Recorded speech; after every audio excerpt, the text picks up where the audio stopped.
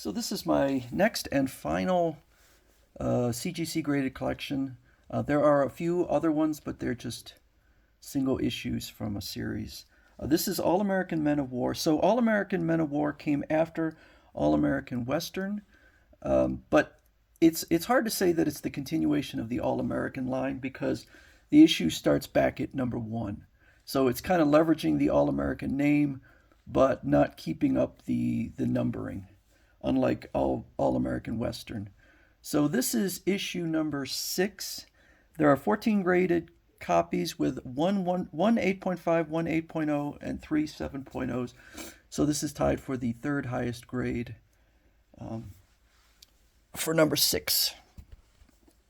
This series went from August 1952 to September 1966. So DC basically in 1948 said, well, superhero genre is waning. We're going to go with Western. And then in the early 1950s decided to switch more to war.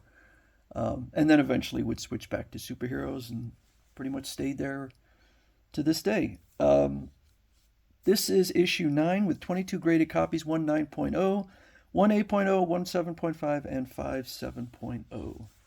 I didn't really say any information about the other one. This is February, March 1954 with off-white pages, and the cover is by Irv Novak. I don't love these covers. I think they're somewhat iconic, but not really my cup of tea. This first issue was also Irv Novak. It's cream to off-white, and it came out September, October 1953. So I believe we were in the Korean War. I don't know if that was over yet. All right, so we have, and by the way, so the series ended in 1966 after 118 issues. Then it started up again in 1977, just called Men of War rather than All American Men of War. The All American part was dropped. This is issue number 12 with 7 graded copies, one 9.2 and 2 8.0. So this is tied for second highest grade with white pages, and the cover is by Jerry Grandinetti. Again, not a huge fan of the covers. August 1954, this one came out. And a lot of these, maybe all of these in this selection here, this grouping, they got stickers on them. So Comic Link decided to throw a sticker on there. And the previous one also, this one has a sticker. This one has a sticker over. Also, grading and valuation. I don't even know who put the sticker on, whoever sold it to me, with a little bit of information on it. So I'm not sure how I feel about stickers, but I've always felt it was a little bit of a bold move to stick them on. These are all thinner. They're thinner than the other ones I got. So they might be later grades.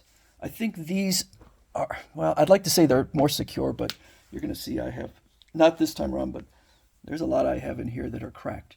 So not a lot, but a couple.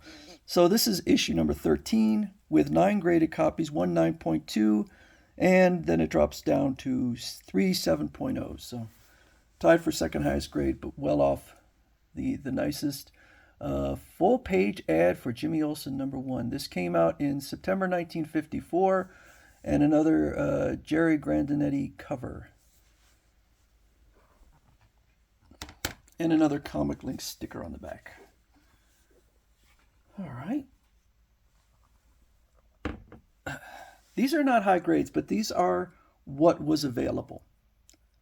I would have gone higher grades. In fact, a lot of these comics were not that expensive. So I would have gone higher grades, but they just weren't available. I mean, the only way, I would say if you had just a massive amount of money and really wanted to collect some of these harder sets to collect, you'd probably have to contact someone with the high grades and see if you can get them to part with it. That's about it. To go out, whether you're going to auction sites or comics stores or eBay or whatever, they're just not available. So you probably will have to contact whoever owns them directly, and you can do that if they've listed it on CGC There's contact information. I have been contacted in the past. I've never actually worked out a deal with anyone, but I have been contacted. So this issue number 15 has 13 graded copies, 3 8.0 and 2 7.5. So again, mine is not the highest grade. It's got some, I don't know, pencil or ink or whatever. Came out November 1954 with cream to off-white pages with another Jerry Grandinetti cover.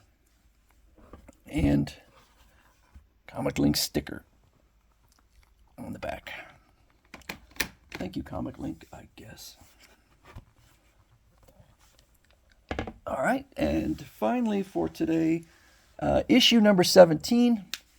Now, if you're wondering why in the world I'm collecting Westerns and war comics, which I'm really not that into those genres, it's because I wanted something that was DC with as high a grade as possible, that was historically significant, and didn't break the bank for me. So if I'd have gone with high grade superheroes, yeah, it would have been super expensive. So I could get something where, for instance, in this set, there's only 14 graded copies.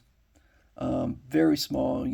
I always contrast that with Amazing Spider-Man #1 with like 3,300 graded copies. So 14 versus, yes. Do people really care about this? Very few. But the volume out there is so much lower. This again has some pencil or whatever on it. There are 14 graded copies, 1 9.2, 2 8.0, and 3 7.5. So it's a kind of a mediocre. I mean, it's higher than average. None of these are poor grades. It's amazing what some people will get graded, particularly really important issues like early issue with Superman. They'll get a 0.5 graded, 0.5. So I can't imagine what anyone would do with something like that.